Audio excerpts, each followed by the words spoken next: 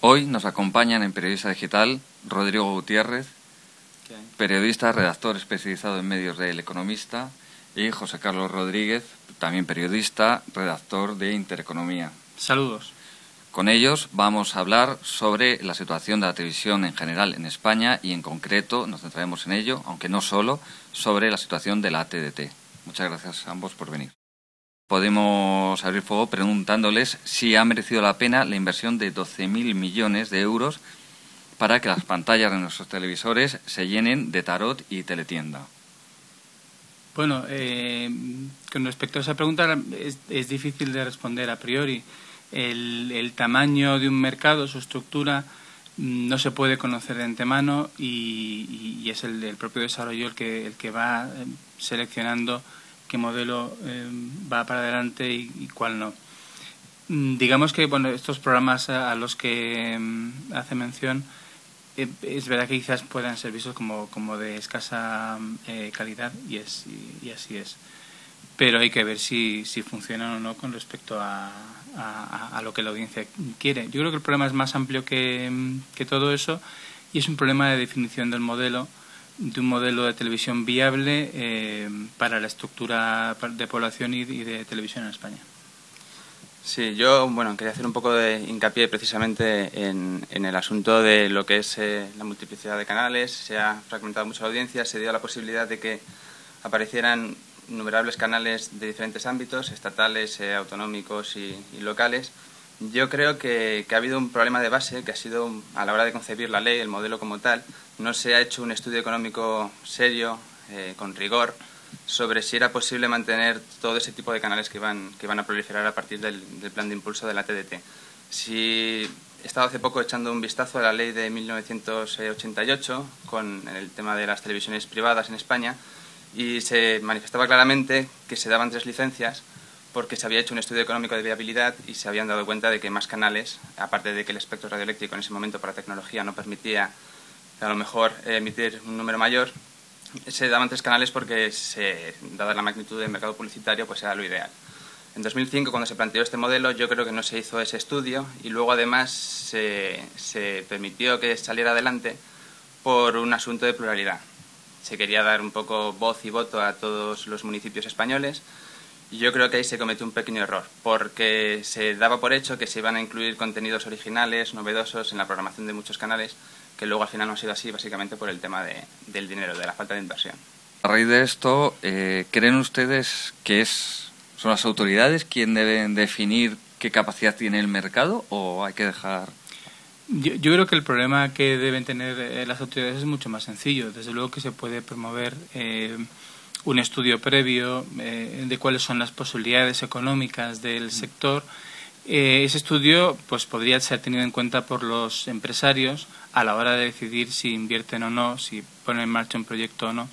Pero más allá de eso y de facilitar los espacios radioeléctricos, que hay posibles, yo creo que mucho más no puede ni debería hacer. Ahí, como digo, es muy difícil prever de antemano cuál va a ser la estructura buena, viable y del mercado y yo creo que hay que dejar a la iniciativa individual que triunfe o que fracase.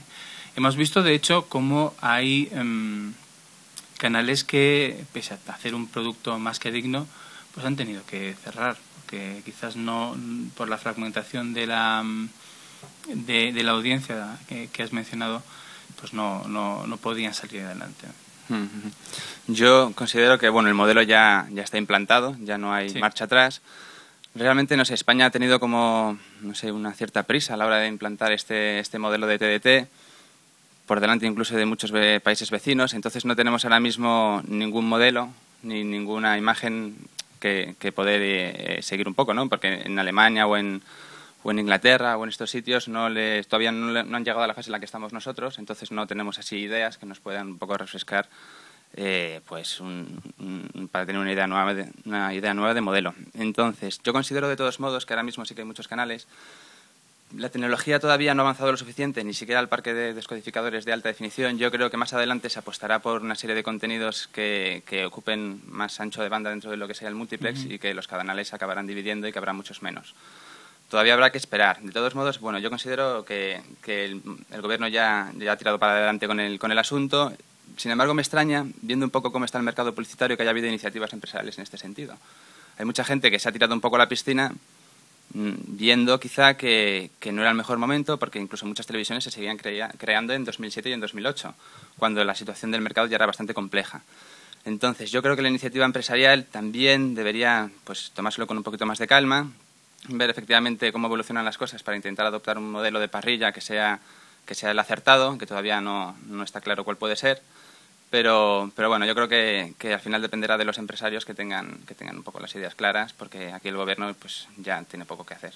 Bueno, quizás por lo que se refiere al modelo, aunque es un planteamiento distinto, pero podemos fijarnos en Estados Unidos. También hay, en fin, son 300 millones de personas, es una población superior a la de España y, por tanto, pueden permitirse más canales especializados. En fin, yo he vivido ahí y puedes ver canales de tiempo atmosférico, pues ver canales de juicios, aquí es un poco más inimaginable todo eso, ¿no?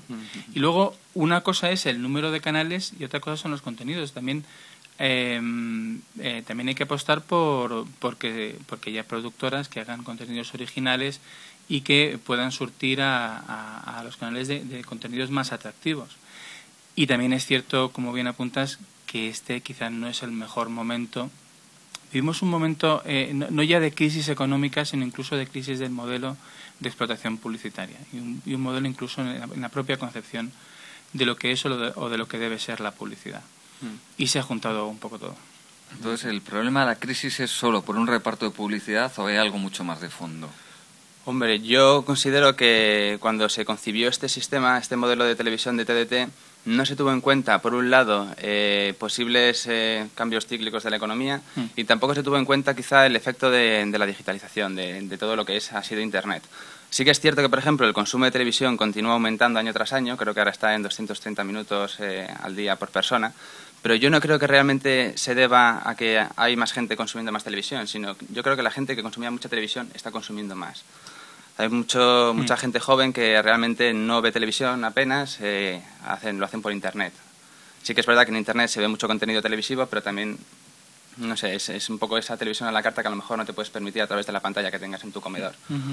Entonces yo creo que va por ahí un poco el asunto, ¿no? Al final, el tema que comentabas de las productoras también es cierto que a lo mejor tienen problemas para generar contenidos más de calidad, pero viene un poco por el tema de la financiación. También los canales están un poco más apretados y arriesgan menos, ¿no? Quizá por contenidos un poco más innovadores, quieren algo que sea un poco más, no sé, un tiro más acertado, ¿no? Algo más seguro, más sobreseguro quieren ir. Bueno, ahora, ¿qué se ha hecho mal en la TDT para que cierre Veo y que Intereconomía, su casa, tenga que salir a pedir donativos a su audiencia? ¿Van a seguir desapareciendo canales? Bueno, en el caso concreto de Intereconomía, yo creo que la cadena ha explicado bien cuáles son sus motivos. No tienen que ver tanto con una dificultad económica que le pueda plantear el cierre, porque no está pensando en eso, ni siquiera es la situación de la cadena. Con respecto al cierre de Veo, yo pensaba en Veo precisamente cuando decía que hay cadenas que hacían un producto más que digno y que, sin embargo, no han logrado hacerse el huevo que quizás se merecían, ¿no? ¿Qué se ha hecho mal? Pues no lo sé, a mí me cuesta hablar de este caso en concreto. Pero quizás es que no haya hueco para todos. Quizás es que en esa lucha por ver quién ocupa el liderazgo de ciertos ámbitos, pues no todos pueden estar en el mismo sitio. Yo, considero que ha habido es que es muy difícil competir realmente en el mercado televisivo español con Antena 3 y Telecinco. Claro, es que es muy difícil, porque básicamente se podría considerar un duopolio dentro del mercado publicitario. Ahora la fusión de Telecinco y 4 le da incluso refuerza más esa posición de duopolio que tienen ambas compañías. Y claro, también aquí hay una serie de hábitos de la sociedad en general que durante muchísimos años ha vivido con 4 o 5 canales en televisión, y ahora, pues por mucho que intentes decirle que la oferta ha aumentado, pues sí, podrán hacer zapping, pero al final siempre acaban parándose en las mismas cadenas de siempre, ¿no? Que tienen los contenidos un poco más generalistas, que son las que tienen el dinero para hacer esos contenidos y hacer esa inversión, que a lo mejor es la falta de potencia que puede tener un canal más pequeño. porque sí, se pueden apostar por hacer tertulias, se pueden apostar por hacer alguna serie de contenidos, pero al fin y al cabo, si te comparas con una superproducción de ficción que pueda hacer, por ejemplo, Antena 3, o te comparas con un programa que está súper surtido de medios, como por ejemplo puede ser Supervivientes o cosas así, y te dedicas a traer a personajes que son los que alimentan la audiencia de la que hablábamos antes, ¿no? De la gente que consume mucha televisión y que ahora consume más. Al final estás encontrándote con qué modelo es el apropiado. O sea, tienes Intereconomía, que sí que se ha quedado con un nicho interesante, porque sí que fue la primera que empezó a dar tertulias un poco más políticas, con una serie un poco más enfocada a la derecha, que eso sí que faltaba en televisión. Pero el resto de canales, ¿qué pueden hacer? Efectivamente, Veo 7 pues no ha conseguido salir adelante. Están diciendo también que Marca Televisión es probable que pueda dejar de emitir, porque le está pasando algo parecido a lo que le está pasando a Veo. De hecho, es un canal un poco extraño, ¿no? Porque no tienen derechos de televisión, o sea, no tienen derechos deportivos y es un canal de deportes. O sea, que al fin y al cabo un poco el concepto de base también, digamos que cogea algo. ¿Seguirán desapareciendo? Yo considero que sí. Yo creo que de aquí a un año, a lo mejor en el ámbito nacional es más difícil, porque son grupos más potentes los que están ahí operando, pero desde luego a nivel autonómico y a nivel local va a ser una auténtica sangría. De hecho, por ejemplo, hace poco hablaba con Eladio Gutiérrez, que había sido el presidente de Impulsa TDT, y le preguntaba pues más o menos por cuántos canales podría haber en España que fueran autonómicos y locales. Y me decía, mira, es súper difícil de medir porque realmente tienes canales que están desapareciendo todos los días. Y a lo mejor en algún sitio sale algún canal nuevo que dura un mes y medio y vuelve a desaparecer. Entonces, dice, al final pues se tendrá un redimensionamiento, no sabemos muy bien cómo, pero está claro que esta infinidad de canales que han salido, que encima son de contenidos ínfimos, no se puede mantener de ningún modo. No. La Gaceta, El Mundo, culpan a los audímetros de la bajada de la publicidad y las turbulencias que vive la TDT.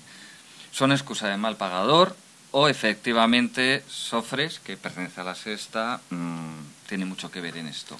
Un poco de las dos cosas. Es verdad que ahora mismo, tal y como funciona el sistema de medición de audiencias, penaliza a los pequeños. Eso sí que es cierto. Pero también es verdad que aunque se hiciera una medición mucho más precisa y mucho más exacta, la diferencia tampoco sería como para que hubiera un cambio en los ingresos publicitarios muy bestia, ¿no? O sea, hablaríamos, por ejemplo, de si, por ejemplo, Intereconomía tiene un 1,7, tiene ahora, ¿no? Un 1,9 creo que subió en mayo, que hizo un máximo. Pues a lo mejor con más precisión, un sistema más apurado, quizás se quedaría pues quizá en 2,1 o a lo mejor en 1,6. Es que tampoco podría saber muy bien por dónde irían los tiros. Entonces sí que es verdad que les penaliza, pero sí que es verdad también que no hay margen de error tan abultado como para que los ingresos publicitarios puedan variar sensiblemente con los que tienen actualmente. Lo que es una pena es que, y eso que el sistema de Sofres yo entiendo que está muy bien concebido y que funciona razonablemente bien, pero en cualquier caso no hemos dado todavía con un sistema que sea aceptado verdaderamente por todos en todo el tiempo. Es decir, hay ocasiones en las que un medio de comunicación se siente más cómodo, menos cómodo con un sistema de medición. Pasa en televisión, donde digamos que la tecnología nos ofrece mayores posibilidades pasa desde luego en la radio, donde es mucho más complicado. Pero es una pena, la verdad, que no hayamos dado con un sistema que nos satisfaga a todos todo el tiempo. Quizás no sea del todo fácil o posible, ¿no? Hombre, sí que es verdad que el sistema que hay actualmente, hombre, eso he leído recientemente el tema de La Sexta, que se están metiendo errores por medio. No sé, considero muy raro que realmente se esté manipulando de alguna manera, porque yo no lo creo. Yo tampoco lo creo, es que hay demasiados testigos, ¿no? Se podría hablar en este sentido, es muy complejo, yo creo, la verdad. Sí que es verdad que también aprovechando ese cambio tecnológico, esa digitalización, no sé, la tecnología avanza muy deprisa y también me parece muy extraño que a estas alturas no se haya desarrollado un sistema que permita una medición más precisa, porque tú tienes ahí ahora, las señales son digitales y las posibilidades digitales son infinitas. ¿Y quién dice que no se pueda inventar un sistema que sea capaz de medir exactamente qué señal está llegando a cada televisor? Si se hace en digital, debería haber un filtro o algún sistema que... Claro, el problema está en que en cualquier caso tendrías que elegir una muestra. Hombre. No, porque digamos que no puedes imponerle a una persona que tenga un medidor en su casa para que llegue, ¿sabes? Tendría que haber una muestra, esa muestra tiene que estar diseñada, tiene que representar, creo que son 4.600. Ahora mismo sí anda por ahí, creo que 4.600 hogares son. Hogares. Sí. Bueno, es una cantidad razonable para una población como España. Pero bueno, el problema está en la definición de la muestra y demás. Bueno, suele suceder en todos estos sistemas de medición, ¿no? Sí. Las estadísticas, siempre el universo que se escoge es complicado. Además estaría el añadido de que lo que usted apuntaba, que quien participe tendría que hacerlo voluntariamente porque yo entiendo que sí. Muchas personas no querrían que alguien monitorice sus costumbres televisivas. O sea, sus costumbres televisivas, exacto. También, aunque las posibilidades de la tecnología nos permitiesen poner en todas las televisiones pues un medidor según vas cambiando de canal que lo recoja y lo transmite, pues a lo mejor hay personas que no se sienten cómodas con eso, ¿no? Y tampoco podrías apuntarte, o sea, te podrías a lo mejor apuntar de forma particular, pero luego eso tendría que pasar un filtro en lo que es la definición de la muestra para que fuera representativo a nivel nacional, ¿no? Es que ahí también puedes entrar un poco en el debate, porque realmente sí que puede haber mucha gente que le moleste tener un medidor en su casa porque no le interesa a nadie realmente lo que está viendo. Se podría garantizar un poco cierto anonimato, pero es que tienes, por ejemplo, un caso parecido en el tema de los teléfonos móviles. Tú cada llamada que haces saben exactamente a quién estás llamando. Sí, eso es verdad. Sí. O sea, que en ese sentido, cuando compras un teléfono móvil también te podrían decir, oye, ¿quieres que te pinchemos las llamadas o que quede registro o no? Y evidentemente siempre queda. Sí. Bueno, en Internet que hay un registro que en se Internet, guarda por ejemplo, durante también queda. entre medio año y un año. Y lo que puedes hacer por Internet es mucho más complicado que lo que puedes hacer viendo la televisión. O sea, eso también tiene un poco el doble aspecto. Sí, el país se quejaba de lo que llamaron la TDT Ultra, y Gabilondo llegó a hablar de la TDT Party, haciendo una equiparación con el Tea Party de Estados Unidos. Entonces, esto, al hilo de esto, ¿qué ha aportado la televisión digital terrestre en lo referente a pluralidad y debate político en los medios televisivos en general? Hombre, yo creo que ha dado lugar a canales un poco sin complejos, ¿no? O sea, antes sí que eran canales generalistas que pasaban a lo mejor quizá de empantanarse con temas políticos, no les convenía, porque bueno, al fin y al cabo su negocio era entretener a las personas y no hacer partidismo político de ningún tipo. Y la TDT lo que ha favorecido es eso, que nazcan canales que con una ideología concreta y que no tengan ningún tipo de tapujos a la hora de manifestarla por televisión. Es el caso, por ejemplo, de Intereconomía, o bueno, ahí tienes La Sexta también, otro nivel, porque sí que es un canal nacional que está muy metido en política, que no habría ninguna equiparación posible. Antes a lo mejor un poquito más 4, pero ahora ya prácticamente nada. Y bueno, yo creo que sí que ha sido ventajoso desde ese punto de vista, porque además la gente, pues sí, por televisión se quiere entretener, quiere ver películas, quiere ver ficciones, quiere ver pues contenidos que a lo mejor la tengan sentada en el sofá sin pensar más allá de lo que está viendo, pero también hay gente que quiere ver la televisión y de alguna forma, pues no sé, empaparse de las ideas que están ahora mismo un poco más vigentes dentro de lo que es el panorama político, pues porque le interesa, porque tiene inquietudes, y yo creo que ahora mismo la televisión sí que surte de ideas muy variadas a los espectadores, no como antes, que a lo mejor era más mantenerles ese panorama de encefalograma plano un poco, ¿no? No pienso, solo veo y me quedo aquí sentado. Hombre, yo me acuerdo de cuando solo teníamos televisión española, la 1 y la 2, no hace tanto. Y yo recuerdo la emoción de cuando apareció la primera televisión privada, que fue Antena 3, y luego aparecieron las demás. Y ahora con la TDT, pues esa oferta se ha multiplicado. Además, Antena 3, que en aquella época tenía un carácter político mucho más marcado que posteriormente. De hecho, Antena 3 de radio, se llamaba Antena 3 porque el objetivo de aquella empresa era crear un canal de televisión. No les dejaron y luego hicieron un canal de radio. Se llamaba 3 porque estaba la 1, la 2 y ellos iban a ser la 3. Luego lo fueron. Sí. Bueno, en el caso de la TDT, efectivamente, o sea, es un hecho constatable que ha habido un aumento de la pluralidad de las voces. No me parece chocante que desde el país se quejen de que eso ocurre, porque tienen una relación conflictiva con la pluralidad y la diversidad de opiniones. Pero es así, yo no lo considero nada negativo, por el contrario, afortunadamente estamos a la distancia de apretar un botón de saltar de un canal a otro y yo creo que eso es bueno para la sociedad y para la democracia. Bueno, y hablando de otro canal, ¿qué pasará con la 10 de Vocento? ¿Cierra o se mantiene? Hombre, Ahora están apareciendo bastantes informaciones sobre un futuro bastante negro. Quizá dicen que van a seguir un poco los pasos de Veo7.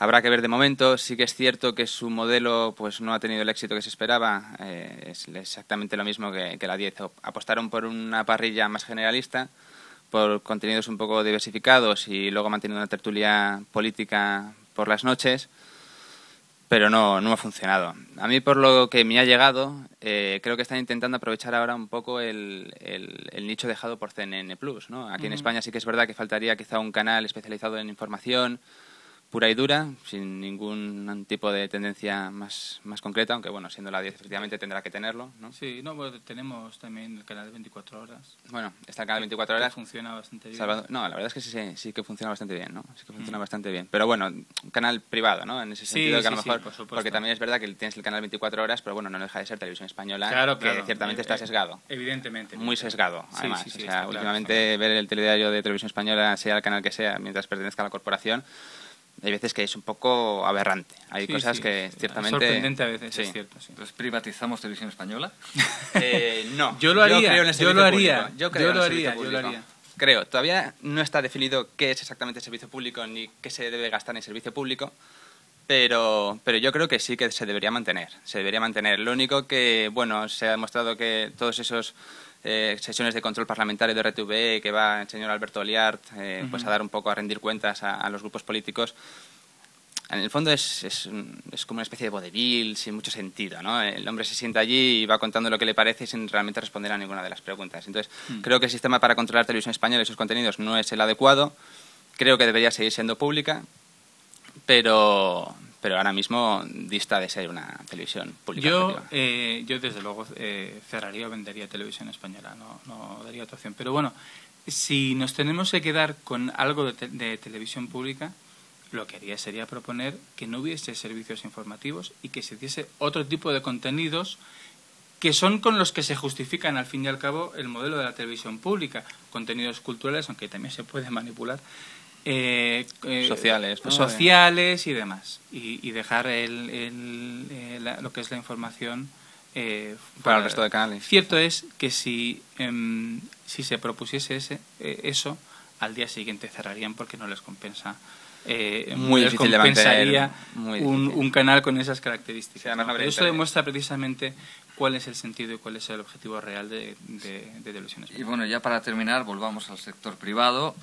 ¿Creen posible la fusión entre La Sexta y Antena 3? Sí. Creo que sí, ¿no? Desde luego. Ahora mismo Antena 3 no se encuentra en la misma situación que La Sexta. La Sexta, digamos que está quizá un poquito más presionada por las circunstancias, tiene problemas de financiación ahora mismo, este año seguramente no lo cierra en positivo como se había estado hablando hace unos meses.